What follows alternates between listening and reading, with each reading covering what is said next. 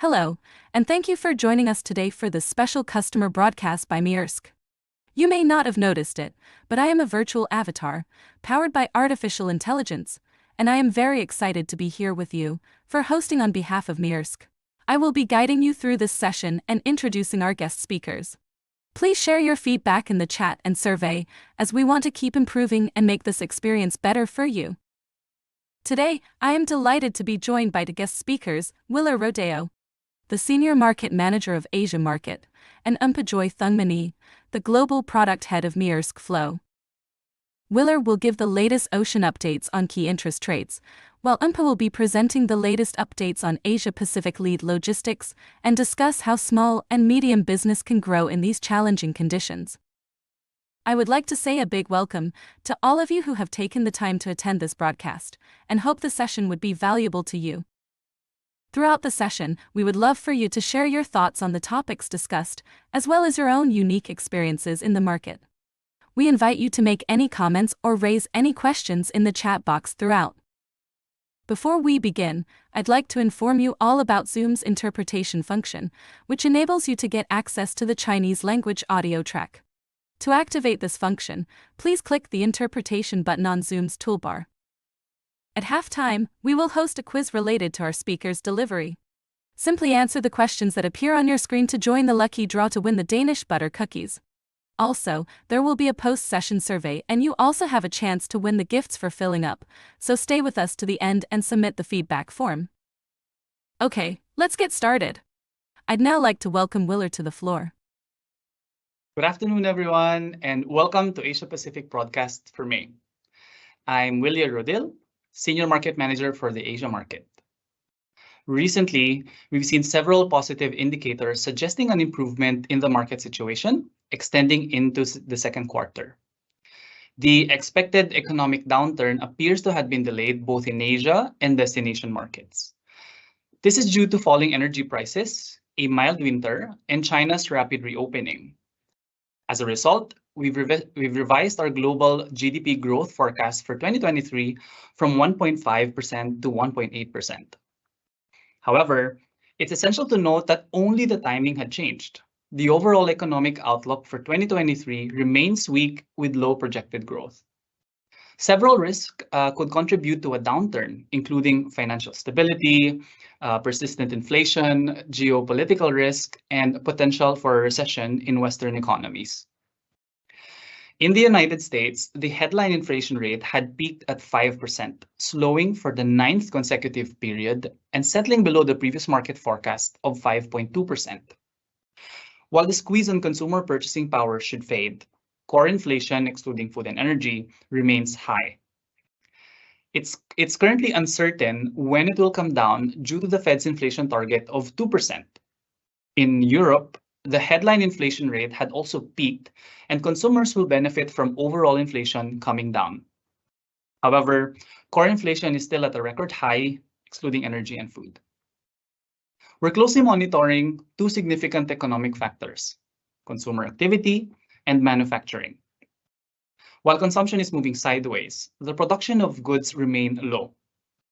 The question is whether consumer good consumption will collapse, and if so, when. In the first quarter, US consumer demand held up, but global manufacturing activity remains weak due to high inventories and low confidence in future consumer demand. This creates massive volatility for the ocean freight industry. Two areas of transition that could affect future trade and supply chain patterns are going to be nearshoring and climate policy. For Asia to North Europe, we're observing verticals linked to consumer behavior. Retail and lifestyle are showing stronger growth, suggesting that the consumer confidence is picking up as we approach summer, which is a typical peak season for the market. This, combined with the sustained strong outlook we've observed for several months in the Mediterranean, had resulted into an overall healthy utilization across our strings, with slight imbalances here and there. After the structural suspension of AE1, we'll continue to monitor demand, but do not expect further blank sailings to be implemented. Other markets where demand and utilization continue to trend healthily this month are going to be Asia and Latin America, both to the East and West Coast, and Asia to West Central Asia, which is the Middle East and Indian subcontinent. For Asia to Latin America, strong demand is for both coasts in April and has led to an increase in rates. While for Asia to West Central Asia, volume is picking up into Middle East and India and Pakistan. We expect a full network across May and are proactively working on additional capacity to cater to customer demand. We will continue to provide sufficient supply to support our customers' needs, and spot and non-operating reefers, or NOR, remain our main products and continue to meet customer demand. Likewise, demand for Asia Pacific to Mediterranean, as said, is healthy and space is available. We expect a full network and are proactively working on additional capacity to meet customer demand. Market demand is expected to grow further throughout Q2. And Spot remains the platform for fast and accurate quotes with market relevant rates. Most recently, we've observed cargo from Asia to Africa picking up where our utilization is healthy as well.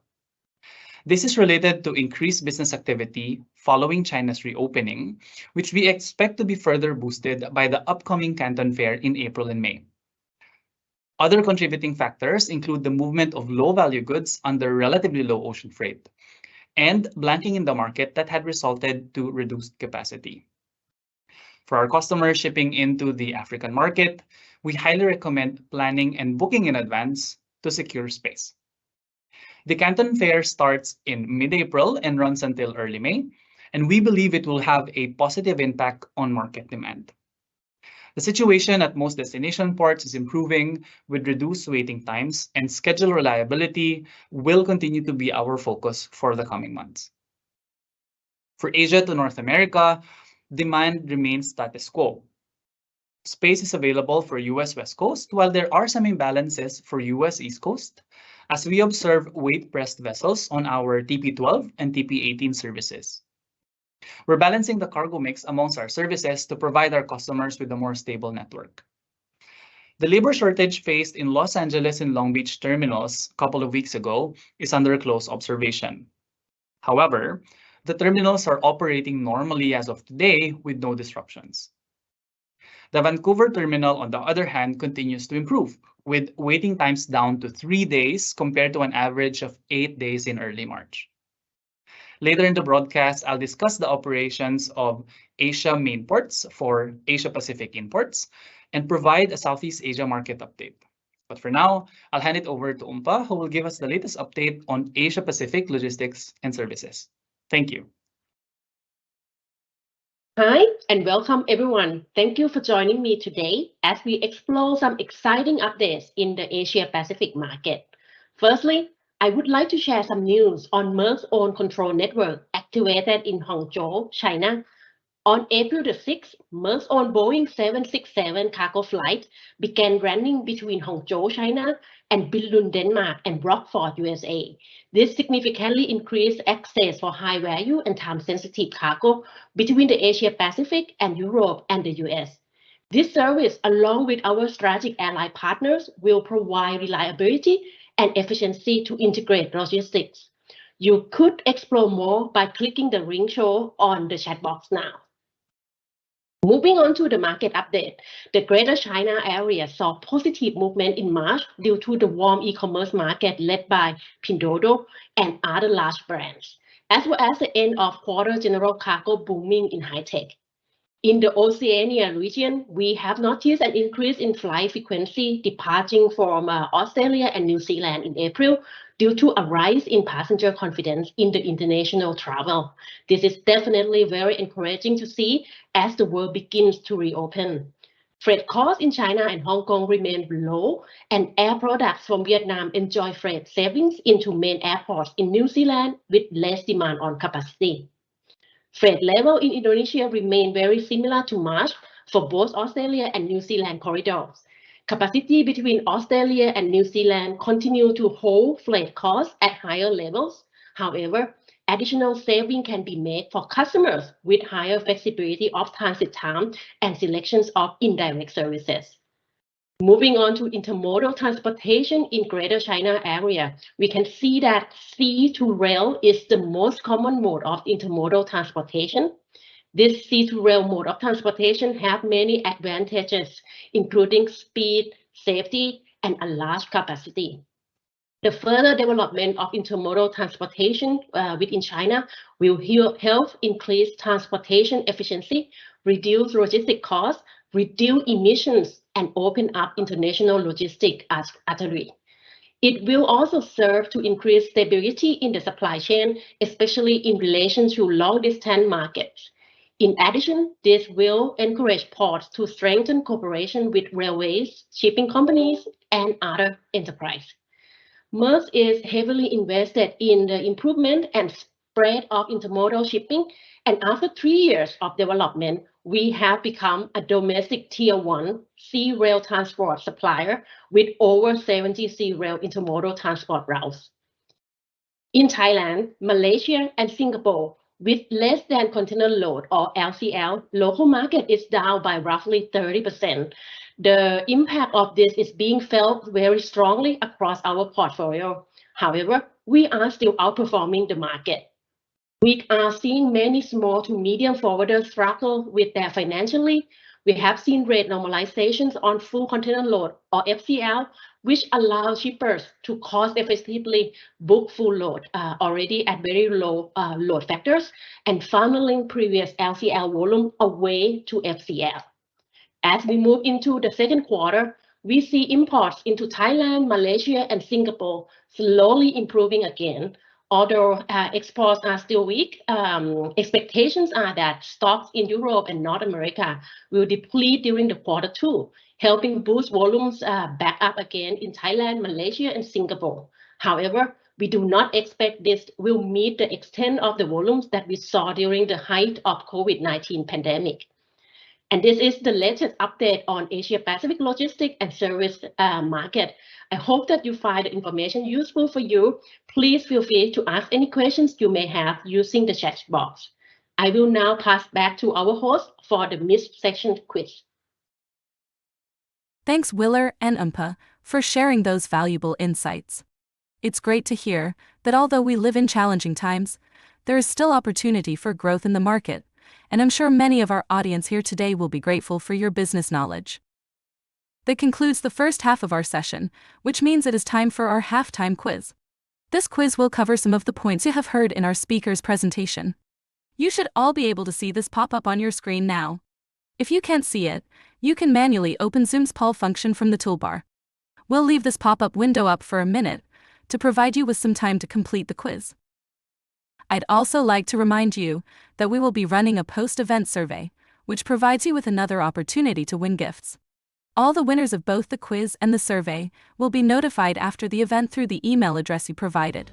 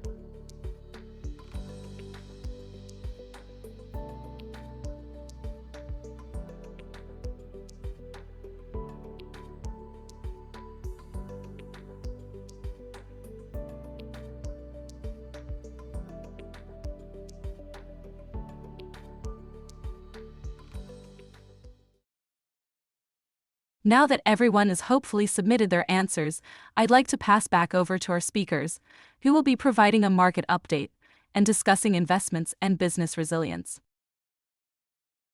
Thank you. And now on to Asia Pacific imports. Asia's main ports operation and vessel waiting times are healthy. We have shortened the transit time for reefer citrus containers during its seasonality by using Shanghai Yangshan Terminal as a transit port and quick connection to carry cargo into North China. New inland port Shunde is now available for you to place your bookings to better serve your cargo into South China.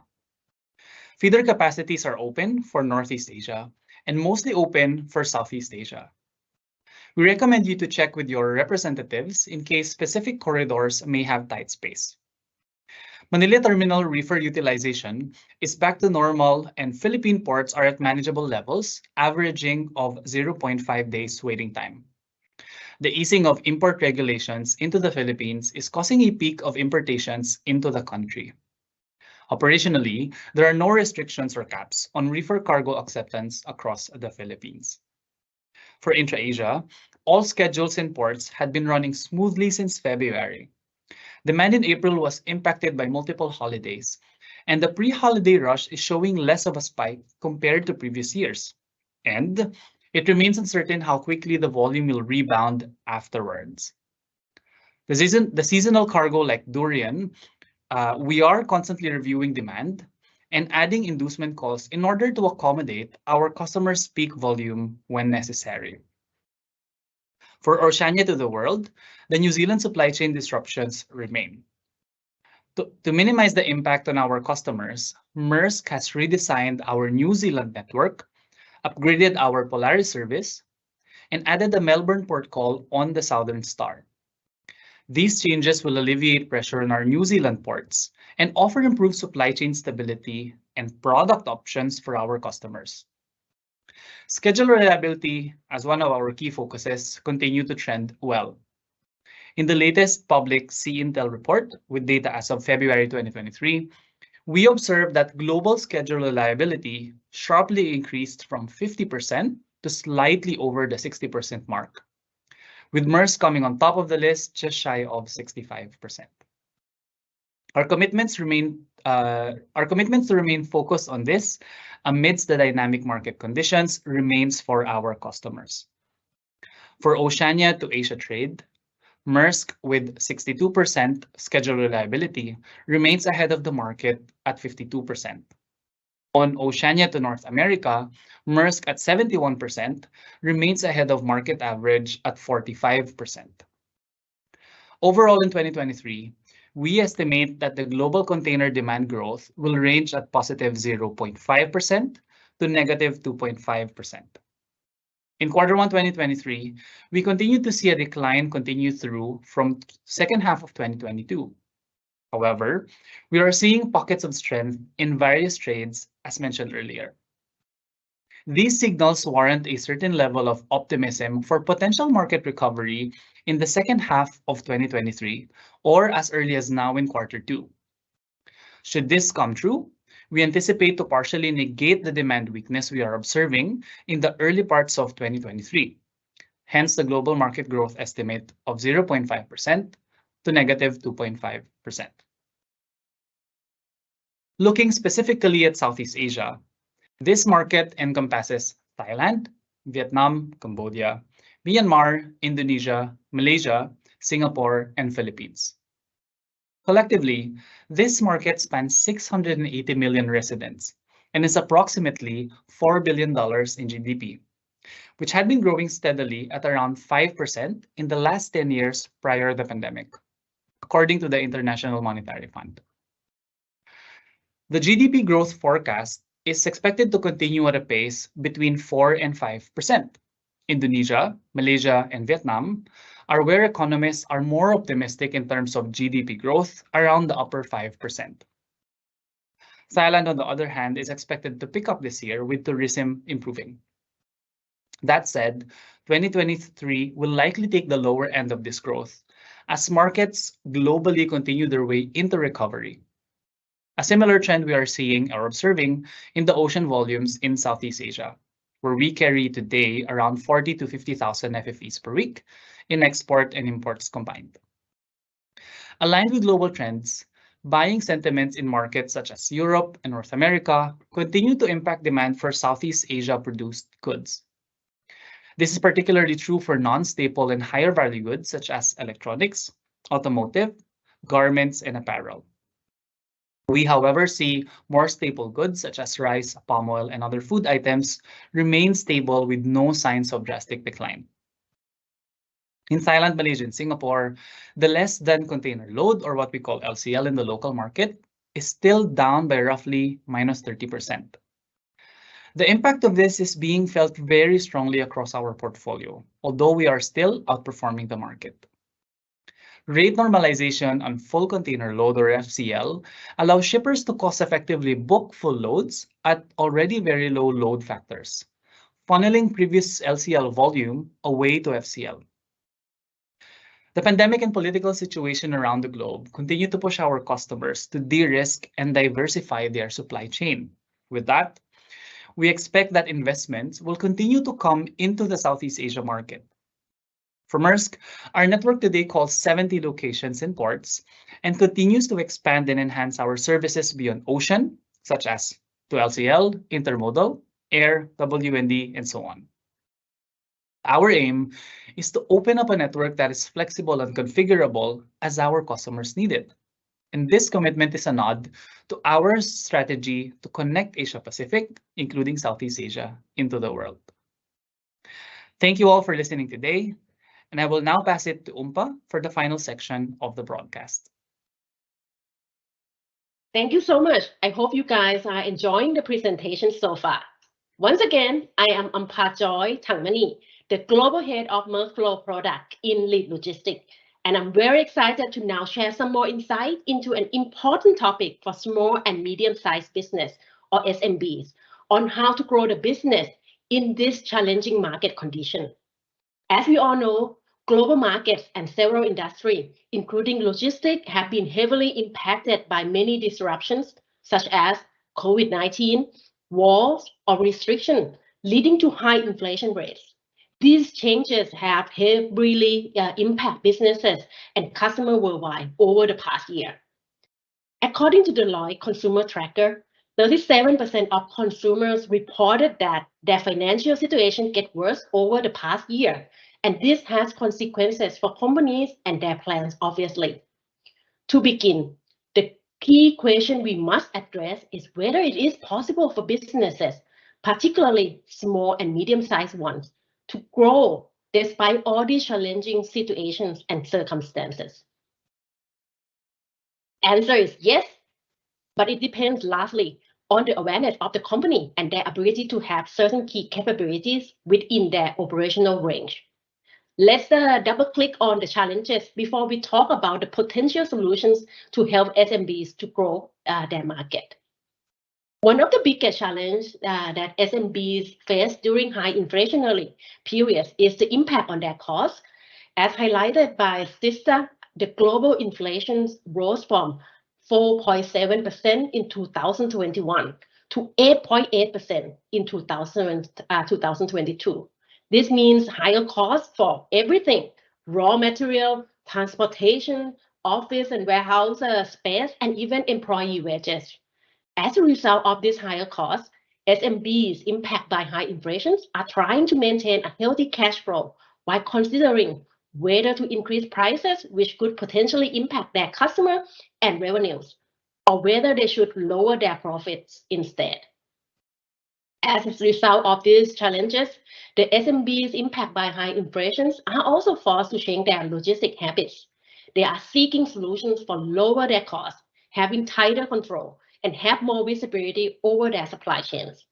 And to have all this capability, it is important for SMBs to adopt digital solutions and key capabilities such as market monitoring, opportunity identification, rapid product development, visibility both on the stock keeping unit or SKU and also on container level visibility. They also forced to have effective vendor management and digitalization of their end-to-end supply chain process from production to consumption. These digital solutions help SMBs lower their costs by decreasing manual workload, reducing delays and costs due to missing documents. Digital solutions can assist small and medium-sized businesses in increasing their supply chain control and offer options for selecting suppliers and vendors with the best performance and cost effectiveness. In addition, digital solutions provide more visibility throughout the entire supply chain, enabling SMBs to optimize their operations. The market offers a wide range of digital solutions, including end-to-end integrated digital platforms.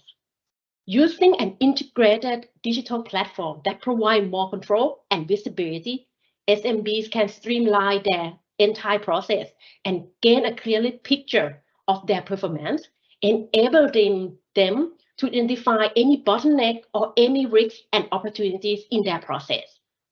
At Maersk, we also offer you an integrated digital platform that helps connect and optimize your supply chain digitally, which is called Maersk Flow. Maersk Flow is a digital end-to-end supply chain platform that provides multi-carrier solutions, giving you your greater visibility both at the stock keeping units or SKU and container level. Maersk Flow also gives you more control over your supply chains and your vendor contracts, as well as their performances. By implementing a common platform and sharing data between stakeholders, communication within the supply chain can also be improved. It will also help reducing coordination time and preventing any unforeseen incidents and risks that can happen. This can also enhance and deliver the efficiency of your supply chain and also minimize any unexpected disruptions. Maersk Flow is a digital platform that provides a comprehensive solution for managing your supply chains by using the innovative blockchain technology. Maersk Flow also offers real-time visibility of your shipments, helping you manage your orders, transport, and documentation effectively. The order management feature helps you manage your orders with the vendors, making sure that everything is on track and delivered on time. The transport order management feature ensures that your orders are produced, delivered, and transported as per your contract and expectations. The documentation repository is an excellent tool to help you manage all the required documents, avoiding any extra cost or delay due to missing documentation. And Maersk Flow also offers visibility over key milestones, which helps avoid potential issues and provide visibility over your vendors' performances. Apart from the core feature available on the platform that I just mentioned, Maersk Flow also provides alternative add-on services such as supplier management, carrier management, or documentation management, where our team, our colleague, will help you manage your supplier, carrier, or documentation more efficiently. Lastly, please also allow me to highlight that Maersk Flow also offers an integrated solution with other logistics solutions that are available, such as custom clearance, intermodal, or Maersk Ocean contracts and spots. From our experiences, we have seen Maersk Flow customers improve their supply chain visibility and reduce lead times and errors by 20%. Using Maersk Flow real-time tracking and documentation management capability. Our customers could track their shipments in real time, get alert when key milestones need to be achieved, and quickly access any necessary documentation, streamlining their operational process. Some customers can also improve their inventory management and reduce stock out by 30% using Maersk Flow supplier management add-on. So in conclusion, despite challenging market conditions, there are still opportunities for the small and medium-sized businesses to embrace growth by focusing on visibility and investing in digital solutions and digital integrated platform. You can take control of your supply chain and grow your business even during the inflationary times. If you are interested in learning more about Maersk Flow or discussing your logistic need, please reach out to me or our team using the contact details that's showing on the screen right now. We would be happy to share more information and help you growing your businesses. I will now pass back to our host. Thank you for listening, everybody, and I hope that you found this insight helpful. Thank you very much, Wilyer and Umpa. I hope that everyone was able to take some notes during the presentation, as I'm sure that information will be important to many of you for your business decisions moving forward. We have now reached the end of the broadcast. If you'd like to go into the lucky draw to win some gifts, you should be able to see a survey page automatically pop up as the session ends, or click the survey link shared in the chat. We would love to hear what you think about the content that was shared, how we can improve, and how do you like me as a virtual host in today's session. So, please let us know. Those that are lucky enough to win the prize will receive an email after the event. Thank you so much for joining us today. It has been a pleasure sharing this broadcast with you, and we hope to see you again in future presentations.